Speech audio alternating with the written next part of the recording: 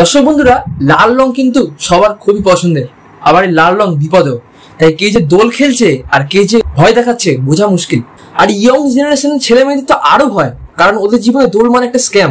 Happy Holi নিয়ে আবির wow, কি সুন্দর রে আবিরটা। ওটা আবির নয়, এটা সিঁদুর ছিল। বাড়ির বাবা মারা তো জানেই না যে ওরা দোল খেলছে না, খেলছে প্রপোজ।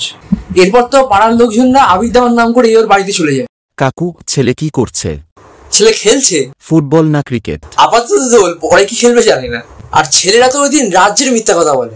কিরে বাবু, তোলছিস কেন রে? এই ভান রাখে ভান করছি, দেখছি কেমন লাগে, বাকিটা জানি না। আর সেদিনকে আবির খেলার নাম করে ছেলেরা ভিজতে ছোটে। কিসে যে ভিজবে, যৌবন না রং, আপনি বুঝতে পারবেন না। কারণ একচেটিয়া সাদা, কেউ রঙিন পোশাক পরে না। মানে এত সাদা তাদের চোখও না, যত না সাদা তাদের পোশাক। নেশায় যার চোখ লাল, সেও সাদা পড়েছে। এক একজনের তো আবার ইগো থাকে, চোখ লাল হয় হোক, জামা লাল হতে দেবো না। এই গায়ে রং দিবি না, চোখে একটু ভাঙ হবে। এমনও দেখা গেছে পক্ষ বদলে গেছে, পরের দিন হুঁশ ফিরেছে। এই কালকে কি আমি তোর সাথে ছিলাম, তাহলে ওর সাথে ওটা কি ছিল? হে ঈশ্বর।